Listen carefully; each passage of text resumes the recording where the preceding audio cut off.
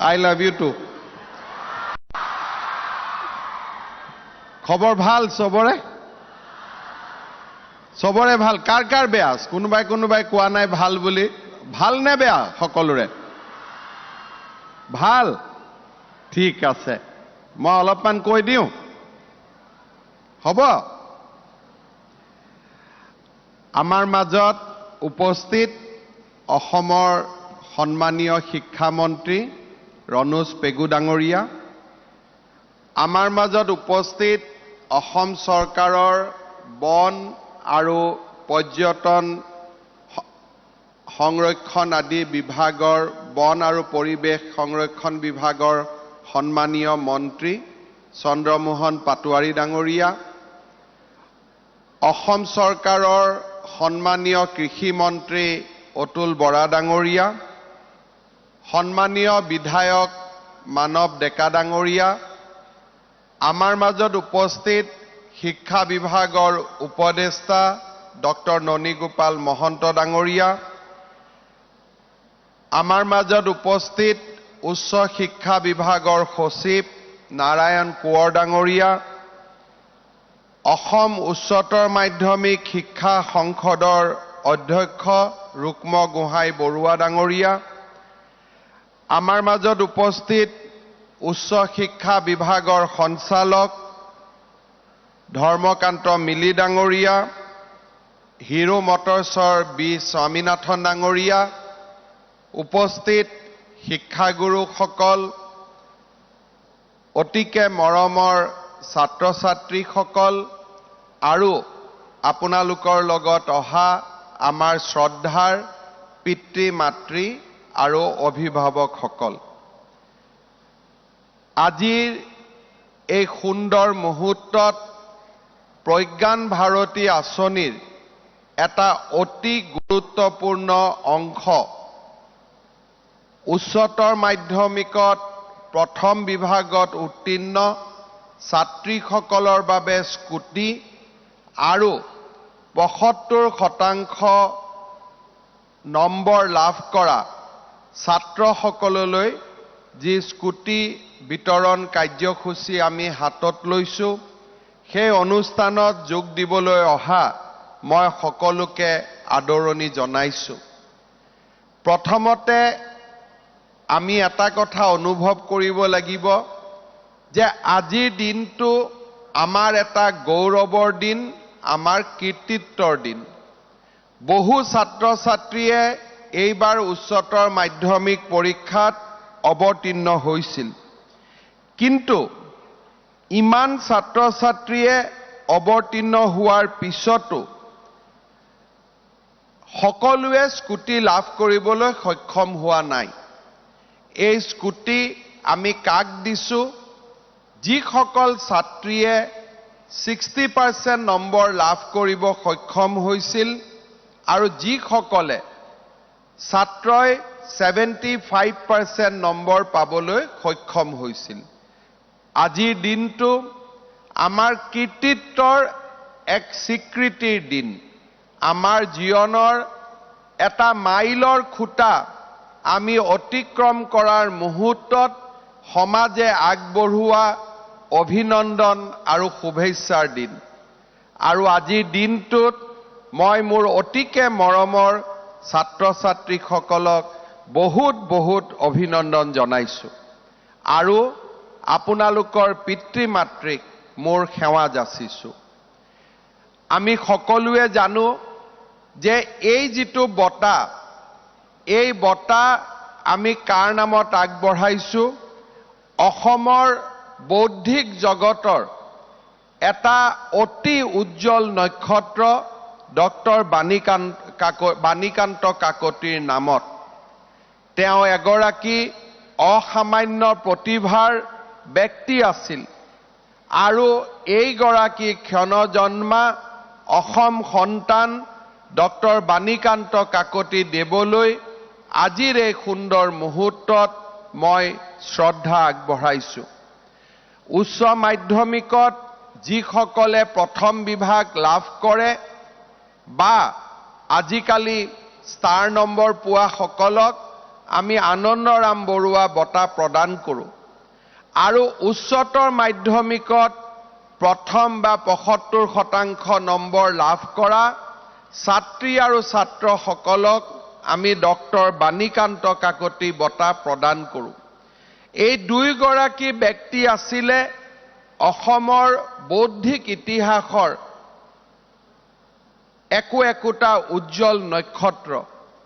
আমি সদায়ে বিচাৰো আমাৰ ছাত্ৰ ছাত্ৰীসকলে আনন্দৰাম বৰুৱা বা ডক্টৰ বাণীকান্ত কাকতিৰ দৰে অসামান্য প্ৰতিভাৰ অধিকাৰী হোৱা উচিত। বৰপেটা জিলাৰ বাটিকুৰিয়া প্ৰাথমিক বিদ্যালয়ত শিক্ষা জীৱন আৰম্ভ কৰি বাণীকান্ত কাকতিয়ে বৰপেটা হাইস্কুলৰ পৰা শিক্ষা ব্যৱস্থা স্কুলীয়া শিক্ষা ব্যৱস্থা সামৰি 1911 চনত কলিকতা বিশ্ববিদ্যালয়ৰ অধীনত সেই সময়ৰ অসমৰ সফলভাৱে উত্তীৰ্ণ হোৱা শিক্ষাৰ্থীসকলৰ ভিতৰত প্ৰথম স্থান লাভ কৰিবলৈ সক্ষম হৈছিল। কটন কলেজৰ ছাত্ৰ হিচাপে কলিকতা বিশ্ববিদ্যালয়ৰ অধীনত তেওঁ প্ৰথম স্থান লাভ কৰি ইণ্টাৰমিডিয়েট পৰীক্ষাত উত্তীৰ্ণ হৈছিল। কলিকতাৰ প্ৰেছিডেন্সি কলেজৰ পৰা কলিকতা বিশ্ববিদ্যালয়ৰ অধীনত তেওঁ দ্বিতীয় শ্ৰেণী লাভ কৰি স্নাতক ডিগ্ৰী লাভ কৰাৰ লগতে মহাবিদ্যালয়খনৰ ভিতৰতে সৰ্বাধিক নম্বৰ লাভ কৰাৰ বাবে টাউনী মেমৰিয়েল প্ৰাইজ পাবলৈ সক্ষম হৈছিল।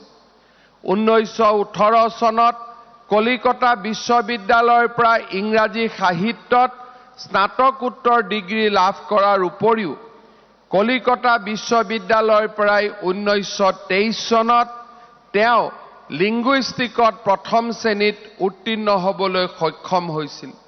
এই ক্ষেত্ৰত তেওঁ ক্ষেত্ৰমোহন চেটাৰ্জী স্বৰ্ণ পদক বঁটা পাবলৈ সক্ষম হৈছিল। Assamese its formation and development নামৰ গৱেষণা পত্ৰৰ বাবে তেওঁ ডক্টৰেট ডিগ্ৰী লাভ কৰিছিল। ডক্টৰ বাণীকান্ত কাকতিয়ে কটন কলেজৰ অধ্যাপনাৰ দায়িত্ব গ্ৰহণ কৰিছিল। 1948 চনত কটন মহাবিদ্যালয়ৰ পৰা অৱসৰ গ্ৰহণ কৰাৰ পিছত গুৱাহাটী বিশ্ববিদ্যালয়ৰ অসমীয়া বিভাগৰ অধ্যাপক তথা বিভাগীয় মুৰব্বীৰ দায়িত্ব পালন কৰাৰ উপৰিও বিশ্ববিদ্যালয়ৰ তেওঁৰ আৰ্টছ ফেকাল্টিৰ ডিন হিচাপে নিৰ্বাচিত হৈছিল। এইগৰাকী বিদগ্ধ অসমীয়া 1952 চনৰ 15 নৱেম্বৰত আমাৰ মাজৰ পৰা আঁতৰি গৈছিল। নাতি দীৰ্ঘ জীৱনকালত ডক্টৰ কাকতিয়ে অসমীয়া ভাষা সাহিত্যৰ লগতে ভাৰতীয় সনাতন সভ্যতাৰ চৰ্চাৰ দিশত এক অম্লান ছাপ এৰি থৈ যাবলৈ সক্ষম হৈছিল। এইগৰাকী জ্ঞানী তপস্বীৰ স্মৃতি ৰোমন্থন কৰি আন এগৰাকী যশস্বী বিদ্বান তথা ডক্টৰ কাকতিৰ শিক্ষাগুৰু ডক্টৰ সুনীতি কুমাৰ চেটাৰ্জীয়ে এইদৰে লিখিছিল, a quiet and serious student, a capable and efficient teacher who could inspire his student with enthusiasm for linguistic and literary pursuit. A sincere lover of the good and the true and the beautiful, Banikanta was the person to attract the love and admiring homage of all and sundry. 1918 চনৰ পৰা 1948 চনলৈ তেওঁ জীৱনৰ মূল সময়ছোৱা cotton কলেজৰ থাকি ইংৰাজী ভাষা সাহিত্যৰ অধ্যাপনা কৰাৰ লগতে অসমীয়া ভাষা সাহিত্যৰ বিকাশৰ ক্ষেত্ৰখনত তেওঁ নিজৰ ঐতিহাসিক দায়িত্ব পালন কৰিছিল। ডক্টৰ কাকতিৰ Assamese its formation and development, the mother goddess Kamakhya, Vishnuite myths and legends and পুৰণি কামৰূপৰ ধৰ্মৰ ধাৰা, এই চাৰিওখন তেওঁ অত্যন্ত মূল্যৱান গ্ৰন্থ আমাৰ বাবে এৰি থৈ গৈছে। ডক্টৰ কাকতিয়ে শংকৰদেৱ শিশু সাহিত্যৰ পখিলী আদি বিভিন্ন নিজা বৈশিষ্ট্যমূলক ৰচনাৰ জৰিয়তে অসমৰ সাহিত্য সংস্কৃতিৰ পথাৰখনত বহু চাপ ৰাখি থৈ যাবলৈ সক্ষম হৈছিল। আজিৰ এই পবিত্ৰ দিনত কৃতজ্ঞ অসমবাসী ৰাইজৰ হৈ মই ডক্টৰ বাণীকান্ত কাকতিৰ জীৱন আৰু তেখেতৰ দৰ্শনৰ প্ৰতি পুনৰ এবাৰ মই নমন কৰিছোঁ আৰু তেখেতৰ প্ৰতি মই শ্ৰদ্ধা আগবঢ়াইছোঁ। ছাত্ৰ ছাত্ৰী বন্ধু বান্ধৱীসকল, আমাৰ দেশে এই বছৰ স্বাধীনতাৰ ৭৫ বছৰ পাৰ সম্পূৰ্ণ কৰি অমৃত মহোৎসৱ পালন কৰিছে। এক প্ৰকাৰ ক'বলৈ গ'লে প্ৰধানমন্ত্ৰী নৰেন্দ্ৰ মোদী ডাঙৰীয়াই স্বাধীনতাৰ ৭৫ বছৰৰ পৰা ১০০ বছৰলৈকে এই সময়ছোৱাক দেশৰ অমৃতকাল বুলি অভিহিত কৰিছে। অমৃতকালৰ উদ্দেশ্য হ'ল এই ২৫টা বছৰত আমাৰ দেশৰ প্ৰতিগৰাকী নাগৰিকে নিজৰ জীৱন ৰাষ্ট্ৰৰ উন্নয়নৰ বাবে মা ভাৰতীৰ উন্নয়নৰ বাবে নিয়োগ কৰিব আৰু ২৫ বছৰৰ ভিতৰত আমাৰ ভাৰতবৰ্ষই বিশ্বৰ বৰসভাৰ উচ্চতম শিখৰত স্থান লাভ কৰিব। আমি যদি ভাৰতে আমেৰিকা চীনৰ দৰে ৰাষ্ট্ৰসমূহকো পিছ পেলাই আমাৰ ভাৰতবৰ্ষক যদি উন্নয়ন অৰ্থনৈতিক সামাজিক উন্নয়নৰ আটাইতকৈ উচ্চতম শিখৰত প্ৰতিষ্ঠা কৰিব লাগে, তেতিয়াহ'লে এই ২৫টা বছৰক আমি অমৃতকাললৈ ৰূপান্তৰ কৰিব লাগিব। আৰু এই ২৫টা বছৰ হ'ব আপোনালোকৰ কৰ্মক্ষেত্ৰ। আজি আমি উচ্চতৰ মাধ্যমিক পৰীক্ষাত পাছ কৰিছোঁ। চাওঁতে চাওঁতে আৰু ৫ বছৰৰ ভিতৰত আমি নিজৰ কৰ্মক্ষেত্ৰত আমি নিজক নিয়োজিত কৰিম। অনাগত ২০টা বছৰ স্বাধীনতাৰ ১০০ বছৰলৈকে আমি সমাজ আৰু ৰাষ্ট্ৰৰ মংগলৰ বাবে নিজক উৎসৰ্গিত কৰিব পাৰিম। আপোনালোক হ'ব অমৃতকালৰ একোজন গৌৰৱী সেনানী আৰু সেইবাবে মই আপোনালোকক অমৃত সন্তান বুলি অভিহিত কৰিম। অমৃত মহোৎসৱৰ পৰা এই অমৃতকালৰ সময়ছোৱাত আপোনালোকৰ জীৱন আৰু যৌৱনৰ সৰ্বোত্তম সময়খিনি আহি পৰিব। একোজন অমৃতৰ সন্তানৰ দৰে মা ভাৰতীৰ বিকাশ, মা ভাৰতীৰ বিজয় ধ্বজা আগুৱাই দিয়াত আপোনালোকে নিজৰ সমস্ত শক্তি নিয়োগ কৰি নিজকে অমৃত সন্তানৰ পৰিচয় দিব, তাক মই আশা কৰিম। ৰূপকোঁৱৰ জ্যোতিপ্ৰসাদ আগৰৱালাই কৈছিল, শক্তি পুত্ৰ মই ভক্তি বুকুত লৈ, মুক্তি প্ৰয়াসী মই, অৰ্জুন মই, গান্ধীবী ময়েই ধনঞ্জয়, মৃত্যুকো কৰিছো জয়। ময়ে অসমৰ, ময়ে ভাৰতৰ, ময়ে ডেকা ল'ৰা অগ্নিময়। ৰূপকোঁৱৰ জ্যোতিপ্ৰসাদ আগৰৱালাই অসমীয়া ডেকা ল'ৰাক কৈ গৈছিল, ময়ে অৰ্জুন, ময়েই ধনঞ্জয়, মই মৃত্যুকো কৰিছো জয়। এই প্ৰেৰণাৰে আমি নিজক সদায় উদ্ভাসিত কৰি ৰাখিব লাগিব। স্বামী বিবেকানন্দই কৈছিল, যুৱ প্ৰজন্ম হৈছে এখন দেশৰ ভেটি আৰু তেওঁলোক যিকোনো ৰাষ্ট্ৰৰ বাবে এক বৃহৎ সম্পদ, কিয়নো তেওঁলোকৰ শক্তি, উৎসাহ আৰু উদ্ভাৱনী চিন্তা চৰ্চাই হৈছে দেশ নিৰ্মাণৰ কেন্দ্ৰীয় শক্তি। স্বামী বিবেকানন্দই ভাৰতৰ যুৱ প্ৰজন্মক ভাৰতবৰ্ষৰ গৌৰৱময় অতীত আৰু সোণোৱালী ভৱিষ্যতৰ এক শক্তিশালী যুৱ সূত্ৰ হিচাপে গণ্য কৰিছিল। তেওঁ যুৱ প্ৰজন্মক ৰাষ্ট্ৰ নিৰ্মাণৰ বাবে সংগঠিত হ'বলৈ আহ্বান জনাইছিল।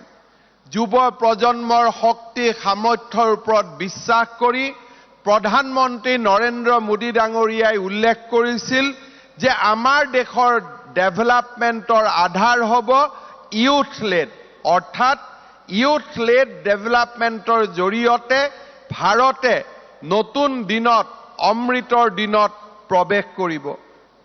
ছাত্ৰ ছাত্ৰী বন্ধু বান্ধৱীসকল, 15 আগষ্টত প্ৰধানমন্ত্ৰী নৰেন্দ্ৰ মোদী ডাঙৰীয়াই লালকিল্লাৰ শিখৰত দিয়া ভাষণত 5 প্ৰাণ শব্দ উল্লেখ কৰিছিল। 5 প্ৰাণৰ ভিতৰত এটা আছিল আমাৰ গৌৰৱময় অতীতক লৈ আমি নিজক গৌৰৱী অনুভৱ কৰা। এই বছৰ আমাৰ ৰাজ্যই মহাবীৰ লাচিত বৰফুকনৰ 400তম জন্ম জয়ন্তী উৎসৱ পালন কৰিছিল। ই আছিল আমাৰ বাবে এক গৌৰৱময় অতীত। সেই সময়ত মোগলৰ শক্তিশালী সৈন্যৰ বিৰুদ্ধে, মোগলৰ অস্ত্ৰ শস্ত্ৰৰ বিৰুদ্ধে, মোগলৰ স্থল আৰু নৌসেনাৰ বিপক্ষে লাচিত বৰফুকন যদি বিজয়ী হৈছিল, সেই বিজয়ৰ মূলত আছিল তেখেতৰ উদ্ভাৱনী শক্তি, ইনোভেশ্যনৰ বাবেই এটা সৰু সৈন্যৰ দল হাতত লৈও তেওঁ মোগলৰ দৰে বিশাল সৈন্যক তেওঁ পৰাজিত কৰিব পাৰিছিল। আমি বিশ্বাস কৰোঁ আমাৰ যুৱ প্ৰজন্মৰ মাজত লুকাই থকা উদ্ভাৱনী শক্তিৰ যেতিয়া বিকাশ ঘটিব, সেই উদ্ভাৱনী শক্তিয়ে আমাৰ সমাজক, দেশক আৰু ব্যক্তিক সফলতাৰ ঊৰ্ধ্বতম শিখৰলৈ লৈ যাব। মই বিশ্বাস কৰোঁ যে আমাৰ জন্ম কেৱল মাত্ৰ এটা দুৰ্ঘটনা নহয়, আমাৰ প্ৰতিজনৰে জন্ম নেদেখাজনৰ ইচ্ছা শক্তিৰ ফলশ্ৰুতি। আমাক এইখন পৃথিৱীলৈ যেতিয়া নজনাজনে আমাক পঠাই দিয়ে, তাৰ উদ্দেশ্য হ'ল যে আমাৰ জৰিয়তে তেখেতৰ চিন্তা আৰু তেখেতৰ কিছু উদ্দেশ্যক পূৰণ কৰা। কোনোবাই যদি ভাবে যে আমাৰ জীৱন মাত্ৰ কেইটামান পল পাৰ কৰাৰ বাবে, আমাৰ শৈশৱৰ পৰা যৌৱন, যৌৱনৰ পৰা বাৰ্ধক্য এই মাত্ৰ ক্ৰম বিকাশৰ সাক্ষী হ'বৰ বাবে, তেতিয়াহ'লে আমি আটাইতকৈ ভুল কৰা হ'ব। আমি জীৱনত থকা সময়ছোৱাত এই জীৱনৰ প্ৰতিটো মুহূৰ্ত, প্ৰতিটো ক্ষণ আমি ভগৱানৰ উদ্দেশ্য পালন কৰাৰ বাবে আমি গুৰুত্ব আৰোপ কৰিব লাগে। আৰু যেতিয়া আমি নিজকে সুধিম যে নেদেখাজনে মোক এই পৃথিৱীলৈ কিয় পঠাই দিছে, আমি যেতিয়া নিজৰ অন্তৰ আত্মাৰ লগত কথা পাতিম, আমি বুজি পাম যে আমাক এই পৃথিৱীলৈ কিয় পঠাই দিছে। মোৰ অন্তৰ আত্মাৰ সৈতে মই যেতিয়া কথা পাতিম, তেতিয়া মই অনুভৱ কৰোঁ এই জীৱনৰ মোৰ উদ্দেশ্য কি। আপুনি যেতিয়া অন্তৰ আত্মাৰ লগত আপোনালোকে কথা পাতিব, আপোনালোকে অনুভৱ কৰিব এই জীৱন আমাৰ বাবে এক দুৰ্ঘটনা নহয়, এই জীৱন, এই জন্ম আমাৰ বাবে এক আকস্মিকভাৱে হোৱা ঘটনা নহয়, ই ভগৱানৰ পূৰ্ব নিৰ্ধাৰিত কোনো এটা পৰিকল্পনাৰ আমি মাত্ৰ অংশ। সেই পৰিকল্পনাটো যেতিয়া আমি বুজি পাম আৰু সত্য, শিৱ আৰু সুন্দৰক যেতিয়া আমি আৰাধনা কৰিম, আমি জীৱনৰ মহত্তম লক্ষ্যত উপনীত হ'বলৈ সক্ষম হ'ম। প্ৰধানমন্ত্ৰী নৰেন্দ্ৰ মোদী ডাঙৰীয়াই আমাক 3টা ডিৰ মহামন্ত্ৰ আমালৈ আগবঢ়াইছে: ডিজিটাইজেশ্যন, ডিচেন্ট্ৰেলাইজেশ্যন আৰু ডিকাৰ্বনাইজেশ্যন। এই 3টা ডিৰ আজিৰ সময়ছোৱাত বহুত বেছি মহত্ব আছে। মই যেতিয়া ডিজিটাইজেশ্যনৰ কথা কওঁ, এই ডিজিটাইজেশ্যনৰ প্ৰক্ৰিয়াৰ মাজেৰে আজি আমাৰ দেশৰ চাৰিওফালে গঢ়ি উঠা ষ্টাৰ্টআপৰ পৰা, বৈজ্ঞানিক চিন্তাধাৰাৰ পৰা উদ্ভাৱনী শক্তি, এই গোটেইবিলাকৰ এটা আমি সমাহিত ৰূপ আমি দেখা পাওঁ।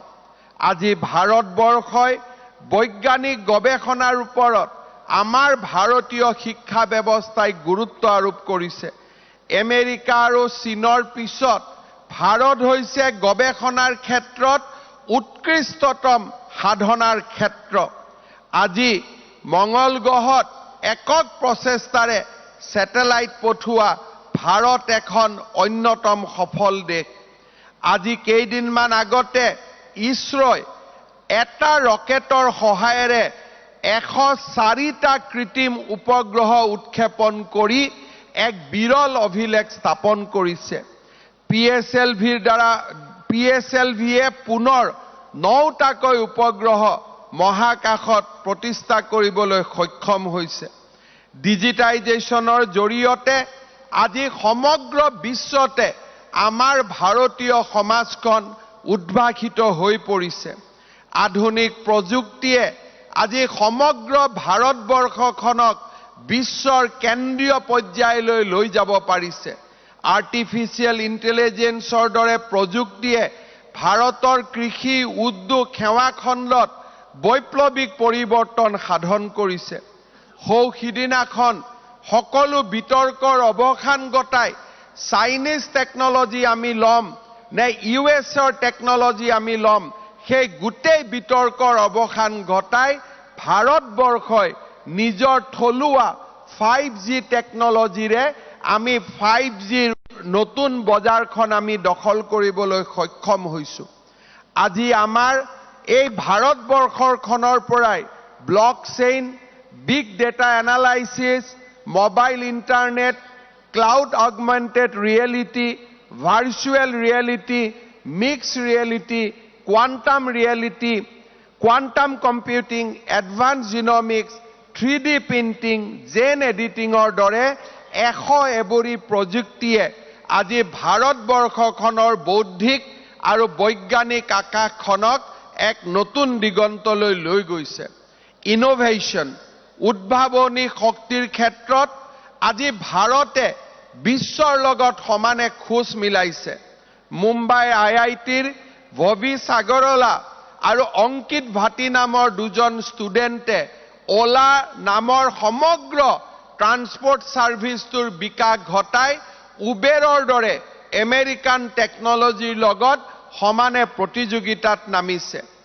দিল্লী IITৰ দীপিন্দৰ গোয়েল আৰু পংকজ সাধ্যাই আৰম্ভ কৰা জমেটোৱে আজি বিশ্বৰ যিকোনো ফুড চেইনৰ লগত প্ৰতিযোগিতাত নামি পৰিছে। মই বিশ্বাস কৰোঁ আমাৰ ভাৰতীয় যুৱ শক্তিয়ে আজি যেনেকৈ এমপ্লয়মেন্ট সিকাৰৰ পৰিৱৰ্তে এমপ্লয়মেন্ট গিভাৰলৈকে নিজক এটা নতুন আৰম্ভণি কৰিছে, এই সমগ্ৰ ব্যৱস্থাটোৰ লগত আমি অসমেও নিজক জড়িত কৰিব লাগে। ফিউচাৰ টেকনলজি সমূহৰ লগত আমি নিজক চিনাকি কৰিব লাগে। ইণ্টাৰনেট অফ থিংছ, কৃষি, স্বাস্থ্য, শিক্ষা, পৰ্যটন আদিকে ধৰি এই সমগ্ৰ ক্ষেত্ৰবিলাকত আগবঢ়া প্ৰযুক্তিৰ নতুন বিপ্লৱে আজি ভাৰতবৰ্ষখনত এক অমৃত পৰিৱেশৰ সৃষ্টি কৰিছে। এই সমগ্ৰ বিপ্লৱৰ লগত, এই সমগ্ৰ পৰিৱৰ্তনৰ লগত অসমৰ নৱপ্ৰজন্ম অচিনাকি হৈ থাকিব নোৱাৰে। আজি যদি কৰ্ণাটকৰ ছাত্ৰ ছাত্ৰী এজনে internet of things, artificial intelligence, gene এডিটিঙৰ ওপৰত কাম কৰিছে, আমাৰ অসমৰ ছাত্ৰ ছাত্ৰীজনে এই বিপ্লৱৰ পৰা কেতিয়াও পিছ পৰি থাকিব নোৱাৰে। আজি যদি আমি নিজক নতুন দিনৰ প্ৰযুক্তিৰ চিন্তাৰে আমি যদি নিজক আগুৱাই লৈ যাব নোখোজো, তেতিয়াহ'লে ভাৰতবৰ্ষৰ ভিতৰতে কোনোবা ৰাজ্যই বিকাশৰ মুখ দেখিব আৰু আমাৰ সমগ্ৰ জাতিটো পৰ নিৰ্ভৰশীল জাতি হিচাপে আমি থিয় হৈ থাকিব লাগিব। মই ছাত্ৰ ছাত্ৰীসকলক আহ্বান জনাম, প্ৰযুক্তি, টেকনলজি, ইনোভেশন অৰ্থাৎ উদ্ভাৱনী, এই দুইটা লক্ষ্য সন্মুখত ৰাখি আমি নতুন দিনৰ এখন নতুন পৃথিৱীৰ সন্ধানত আমি নামি পৰিব লাগে। আমাৰ ৰাজ্যখনেও আমাৰ ITI সমূহত টাটা টেকনলজিৰ লগত আমি একেলগে কাম আৰম্ভ কৰিছোঁ, যাতে ফিউচাৰ ইণ্ডাষ্ট্ৰী বা ইণ্ডাষ্ট্ৰী 4.0ৰ লগত আমি নিজক চিনাকি হ'ব পাৰোঁ আৰু আমাৰ যুৱ সমাজক আমি গঢ়ি তুলিব পাৰোঁ। কেইদিনমান আগতে মই গোসাইগাঁও কলেজৰ সোণালী জয়ন্তী উৎসৱত যোগদান কৰিছিলোঁ। মই তাৰ অধ্যাপক অধ্যাপিকাসকলক অনুৰোধ কৰিছিলোঁ যে আজি আপোনালোকে আপোনালোকৰ ছাত্ৰ ছাত্ৰীসকলক 3D প্ৰিণ্টিঙৰ বিষয়ে কথা পাতিবই লাগিব। আপোনালোকে আজি আপোনালোকৰ ছাত্ৰ ছাত্ৰীসকলক জেন এডিটিঙৰ ওপৰত কথা পাতিবই লাগিব। আপোনালোকে অগমেন্টেড ৰিয়েলিটিৰ ওপৰত কথা পাতিবই লাগিব। আপোনালোকে আৰ্টিফিচিয়েল ইণ্টেলিজেন্সৰ ওপৰত কথা পাতিব লাগিব। কাৰণ একে যোগ্যতাৰে অধ্যাপক হিচাপে নিযুক্তি পোৱা কৰ্ণাটক, মহাৰাষ্ট্ৰ, তামিলনাডুত তাৰ বিপ্লৱ আৰম্ভ হৈছে। আমাৰ চিনাকি পৰ্ব এতিয়ালৈকে আৰম্ভ হোৱা নাই। অন্তত অসমৰ মহাবিদ্যালয়সমূহত চিনাকি পৰ্ব এটা এই বছৰত আৰম্ভ হওক আৰু এই চিনাকি পৰ্বৰ জৰিয়তে আমি নতুন দিনৰ নতুন পৰিৱেশৰ লগত আমি নিজক খাপ খুৱাব লাগিব। মই ছাত্ৰ ছাত্ৰীসকলক অনুৰোধ কৰিম যে আজিৰ এই হলটোত আমি কাক মাতি আনিছোঁ? কামৰূপ মহানগৰ, দৰং, নগাঁও, মৰিগাঁও, নলবাৰী আৰু এই যি আজি স্কুটি পাবলৈ সক্ষম হ'ব, এই সমগ্ৰ আমাৰ যি 29,000 আৰু 6,000 অৰ্থাৎ এই যি 35-36 হাজাৰ ষ্টুডেণ্ট আছে, এই বছৰৰ এইখিনিয়ে হৈছে আটাইতকৈ মেধাৱী ছাত্ৰ ছাত্ৰী।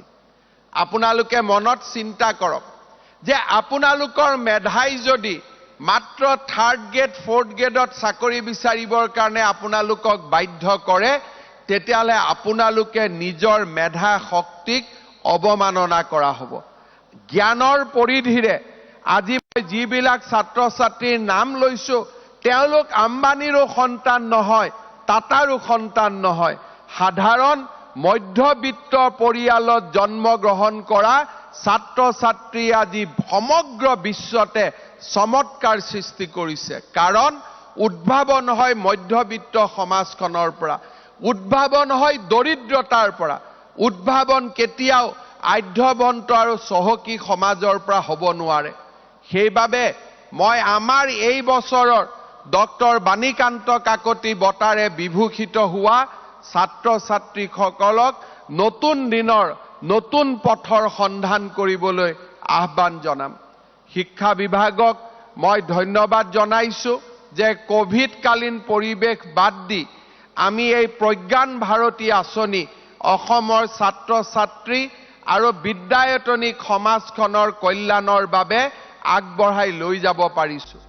আজি আমি ইয়াতে যি স্কুটি ডিষ্ট্ৰিবিউশ্যনৰ কাম আৰম্ভ কৰিছোঁ, ডিচেম্বৰ মাহৰ ভিতৰতে সমগ্ৰ অসমৰ প্ৰতিখন জিলাতে এই কাৰ্যসূচী আমি সমাপ্ত কৰিম। কাৰোবাৰ দিন এদিন আগত আহিব, কাৰোবাৰ দিন 5 দিন পিছত আহিব, কিন্তু ডিচেম্বৰ মাহৰ ভিতৰতে আমি অসমৰ প্ৰতিগৰাকী এই আজিৰ নিৰ্বাচিত ছাত্ৰ ছাত্ৰীৰ হাতত আমাৰ আশীৰ্বাদ হিচাপে, আমাৰ শুভেচ্ছা হিচাপে আমি একোখন স্কুটি তুলি দিম।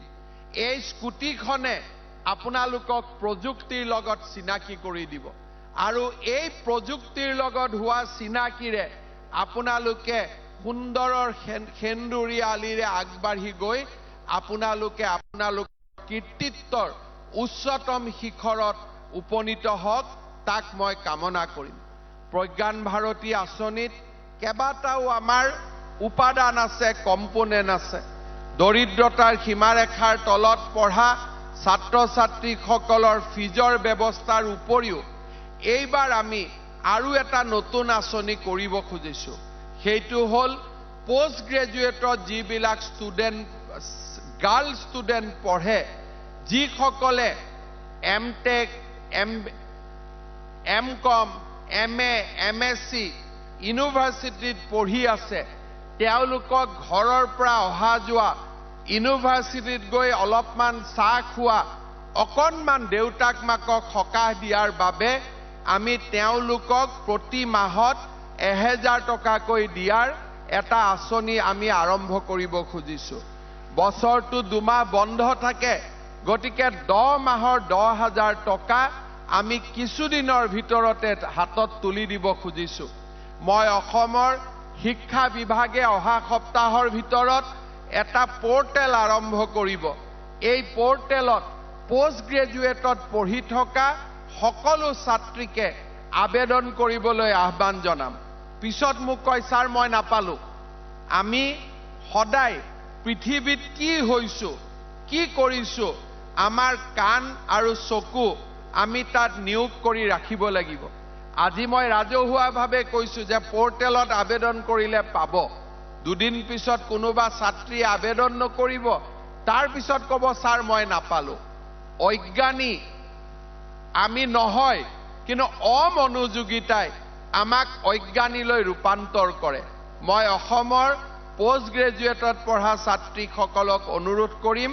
যে অমনোযোগিতাৰ পৰিৱৰ্তে আপোনালোকে অত্যন্ত মনোযোগেৰে পোৰ্টেলত আবেদন কৰক আপোনালোকে এই 10,000 টকা প্ৰতি মাহত 1,000 হিচাপত লাভ কৰিব অনাগত দিনত ৰাজ্যৰ বিত্তীয় পৰিস্থিতিৰ উন্নতি হোৱাৰ লগে লগে গ্ৰেজুৱেশ্যন পঢ়ি থকা ছাত্ৰীসকলকো এই আঁচনি যেতিয়াই যিটো বছৰতে আমি কৰিব পাৰো আমি কৰাৰ বাবে চেষ্টা কৰিম আমাৰ লক্ষ্য হ'ল যে পিতৃ মাতৃক অলপ সকাহ দিয়া যাতে পিতৃ মাতৃৰ কিছু দায়িত্ব আমি ল'ব পাৰো আৰু তাৰ বাবে আমি অৰুণোদয়ৰ পৰা প্ৰজ্ঞান ভাৰতীলৈ এই ধৰণৰ আঁচনি আমাৰ অসমখনত আমি ৰূপায়ণ কৰিবলৈ আৰম্ভ কৰিছো শিক্ষা বিভাগক মই পৰামৰ্শ দিম যে লাহে লাহে আমি যি অহা বছৰবিলাকত স্কুটি দিম ফসিল ফুয়েলৰ স্কুটিৰ পৰিৱৰ্তে